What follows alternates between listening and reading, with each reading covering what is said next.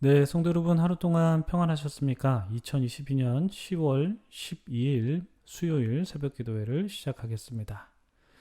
오늘 저희들에게 주신 하나님의 말씀은 사무엘하 15장 1절부터 12절까지 말씀입니다. 사무엘하 15장 1절부터 12절까지 말씀 제가 봉독해 드리도록 하겠습니다. 그 후에 압살롬이 자기를 위하여 병거와 말들을 준비하고 호위병 50명을 그 앞에 세우니라. 압살롬이 일찍이 일어나 성문 길 곁에 서서 어떤 사람이든지 송사가 있어 왕에게 재판을 청하러 올 때에 그 사람을 불러 이르되 너는 어느 성읍 사람이냐 하니 그 사람의 대답이 종은 이스라엘 아무 지파에 속하였나이다 하면 압살롬이 그에게 이르기를 보라 내 일이 옳고 바르다마는 내 송사를 들을 사람을 왕께서 세우지 아니하셨다 하고 또 압살롬이 이르기를 내가 이 땅에서 재판관이 되고 누구든지 송사나 재판할 일이 있어 내게로 오는 자에게 내가 정의 베풀기를 원하노라 하고 그 사람이 가까이 와서 그에게 절하를 하면 압살롬이 손을 펴서 그 사람을 붙들고 그에게 입을 맞추니 이스라엘 무리 중에 왕께 재판을 청하러 오는 자들마다 압살롬의 행함이 이와 같아서 이스라엘 사람의 마음을 압살롬이 훔치니라. 4년 만에 압살롬이 왕께 아뢰되 내가 여호와께 서원한 것이 있사오니 청하건대 내가 헤브론에 가서 그 서원을 이루게 하소서. 당신의 종이 아람 구슬에 있을 때에 서원하기를 만일 여호와께서 반드시 나를 예루살렘으로 돌아가게 하시면 내가 여호와를 섬기리이다 하였나이다. 왕이 그에게 이르되 평안히 가라 하니 그가 일어나 헤브론으로 가니라. 이에 압살롬이 정탐을 이스라엘 모든 지파 가운데에 두루 보내 이르기를 너희는 나팔 소리를 듣거든 곧 말하기를 압살롬이 헤브론에서 왕이 되었다 하라 하니라. 그때 청함을 받은 200명이 압살롬과 함께 예루살렘에서부터 헤브론으로 내려갔으니 그들은 압살롬이 꾸민 그 모든 일을 알지 못하고 그저 따라가기만 한 사람들이라. 제사 드릴 때에 압살롬이 사람을 보내 다윗의 모사 길로 사람 아이도벨을 그의 성읍 길로에서 청하여 온지라. 반역하는 일이 커가매 압살롬에게로 돌아오는 백성이 많아지니라. 아멘. 네, 참 좋으신 우리 주님의 크신 은총이 우리 토론토 한인장로교회 모든 분들에게 오늘도 함께 하시기를 주님의 이름으로 축복합니다. 네, 성도 여러분 오늘도 좋은 하루 시작하셨습니까? 오늘 우리는 사무엘하 15장 말씀을 나누죠. 오늘 말씀은 압살롬이 다윗을 배신하고 새로운 왕국을 세우려는 이 초일기에 들어갔다라고 볼 수 있는 내용입니다. 압살롬은 자기를 위해서 병거와 말들을 준비했고 또 왕의 고유 권한이었던 재판을 관장하는 듯한 모습도 보이고 있죠.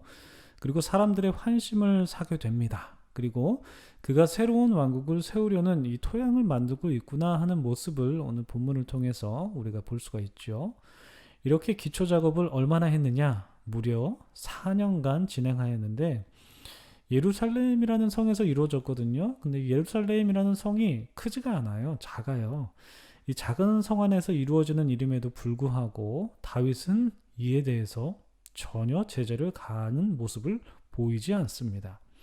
아마도 모든 일들이 압살롬의 철저한 계산 속에서 이루어지고 있는 듯한 인상을 풍깁니다.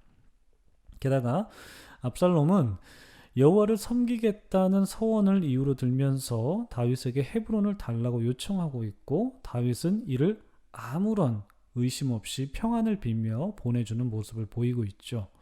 게다가 압살롬은 정탐꾼들과 군호를 짜서 나팔을 불면 압살롬이 헤브론의 왕이 되었다는 것을 선포하게 하기도 했고 다윗의 모사 아이도벨까지 영입함으로써 압살롬은 날개를 답니다. 그의 뜻이 아주 순조롭게 이루어지고 있는 모습을 보이게 되죠. 정말 오늘 본문을 보면 압살롬의 계획대로 모든 일이 순조롭게 이루어지는 것을 볼 수가 있습니다. 그러나 여러분께서 갖고 계신 성경책을 보시면 오늘 본문의 소제목을 아마 압살롬의 반역이라고 그렇게 기록되어 있는 것을 보실 수가 있을 것입니다. 물론 성경마다 약간의 차이는 있겠지만 만약 반역이라는 표현이 그렇게 소제목에 딱 없더라도 오늘 본문 6절 보시면은 압살롬의 사람의 마음을 훔쳤다라는 기록을 볼 수 있고 12절에도 반역이라는 표현이 기록이 되어 있거든요. 그러니까 성경은 압살롬에 대해서 긍정적인 평가가 아니라 부정적으로 평가하고 있다라는 것을 우리는 발견할 수가 있습니다. 그러니까 다시 말해서 성경은 압살롬의 계략은 다윗을 배반한 반역으로 평가하고 있는 거죠. 만약 압살롬의 계획대로 일이 순조롭게 진행되고 하나님께서 압살롬과 함께 하심으로 그의 왕국이 완성되었다면 어땠을까요? 아마도 성경의 기록은 좀 달라졌을지도 모르겠습니다.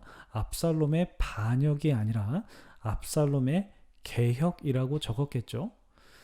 그러나 성경은 압살롬의 개혁이 아니라 압살롬의 반역이라고 기록하고 있습니다. 사실 이 반역과 개혁은 종이 한 장 차이라고 할 수 있습니다. 반역이 성공하면 개혁이 되는 거고 개혁이 실패하면 반역이 되는 거죠. 어쩌면 압살롬은 개혁을 꿈꾸면서 이미 왕권이 많이 실추된 다윗을 탄핵하고 자신이 새로운 왕국을 건설해서 새로운 시대를 열겠다는 포부로 개혁을 꿈꾼 것일 수도 있겠다 싶습니다. 왜냐하면 우리가 앞서 나누었다시피 다윗의 명예는 이미 많이 실추가 되어 있고 그 범위가 신하들뿐만 아니라 아들들에게까지 미치고 있으니까 이 압살롬에게는 다윗을 없애고 그의 나라를 건설하겠다는 당찬 포부가 있었겠다 싶습니다. 그래서 압살롬은 민심을 자기에게로 돌리고 다윗의 모사를 영입하는 여러 가지 개혁의 토대를 마련한 데다가 심지어 여호와와 서원하였다는 신앙적인 것까지 거론하면서까지 그의 뜻을 개진하려고 하였던 것으로 보이죠. 그러나 앞서 나누었듯이 그가 아무리 개혁을 꿈꾸었다고 해도 성경은 그의 개혁을 반역으로 기록하고 있습니다. 이 역사라는 것이 사실 승리자의 기록이라는 말이 있듯이 다윗이 승리하였기에 압살롬의 개혁이 반역으로 기록되었겠다 싶지만 그러나 성경은 단순히 다윗의 역사적인 기록이 아니죠. 성경은 한 사람의 역사적인 어떤 결과물이 아니라 하나님의 역사라는 것이 우리 신앙의 유산이자 우리 믿음의 근간입니다. 믿으시죠, 여러분? 물론 성경은 다양한 저자를 통해서 쓰였고 또한 편집 과정도 거쳤고 많은 사본들이 전승된 유산이지만 그럼에도 성경이 하나님의 역사라는 것에는 틀림이 없습니다. 이것이 모든 우리가 전승된 신앙이고 우리가 받아들이는 신앙이죠. 여러분, 이 신앙은 곧 모든 역사는 하나님께서 주관하시고 하나님께서 평가하신다는 뜻이 담겨 있는 것입니다. 다시 말해서 압살롬이 다윗의 명예가 실추돼서 그가 새로운 이스라엘을 건설하겠다는 그 당찬 포부로 개혁을 시도하였겠지만 압살롬은 개혁이라고 말했겠지만 하나님께서는 그의 개혁을 반역으로 보셨다는 말과 다르지 않습니다. 물론 압살롬이 그의 패망을 자처한 일들을 행했죠. 그가 어리석게 행한 일도 있습니다. 우리가 나중에 보면 알게 될 텐데 물론 그것이 그를 실패로 몰아가게 한 것은 틀림이 없습니다만 그러나 보다 넓은 관점에서 그가 행한 일들을 바라보면 그의 개혁은 결국은 하나님께는 반역으로 평가되었다는 것이고 이 평가는 사람의 평가가 아니라 하나님의 판단이고 하나님의 평가였다라는 것을 우리는 이해할 수가 있습니다. 우리는 이러한 역사적 평가를 보면서 우리의 삶도 결국은 사람이 평가하는 게 아닙니다. 결국은 하나님께서 평가하신다는 것을 생각할 수가 있습니다. 그러니까 사람이 아무리 선한 의도를 갖고 뚜렷한 목적 의식하에 여러 일들을 추진하면서 역사를 만들어 간다고 하더라도 그 역사를 평가하시는 분은 결과적으로 바로 하나님이시라는 것을 우리는 생각해야 합니다. 따라서 우리는 이 세상을 어떻게 살아가야 될까요?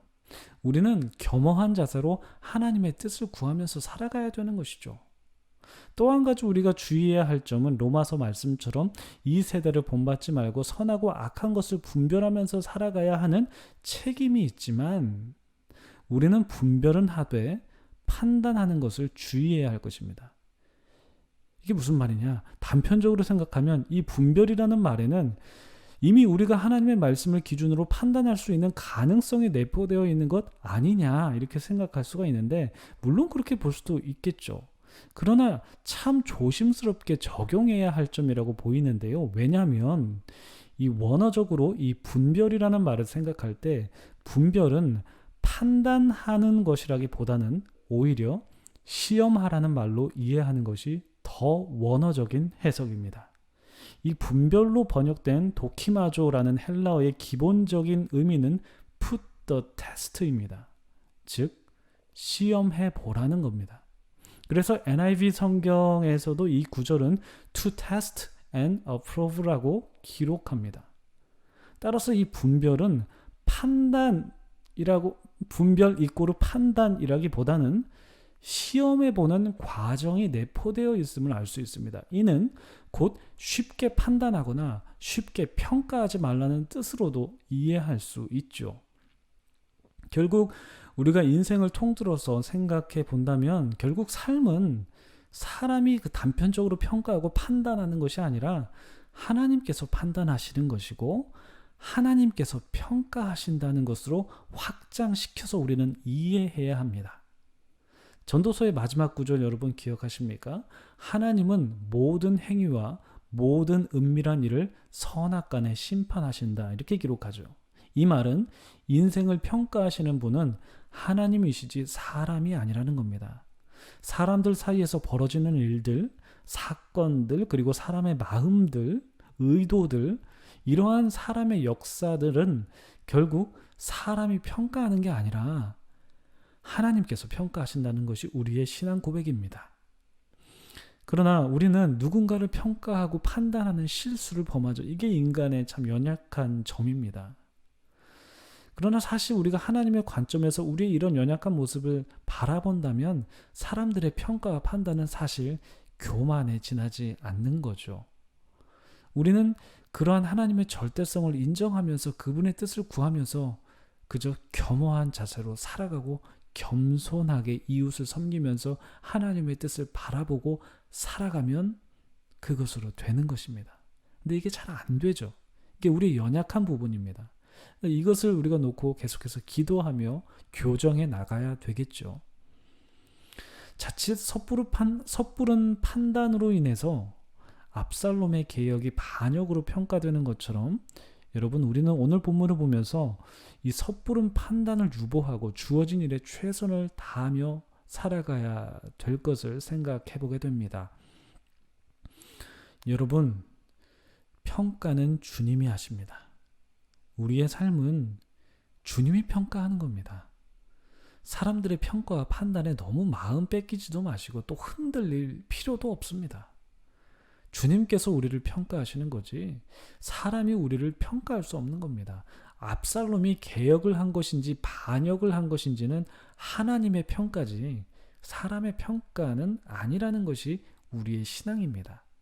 왜냐하면 성경은 하나님의 역사라는 것을 우리가 믿기 때문이죠.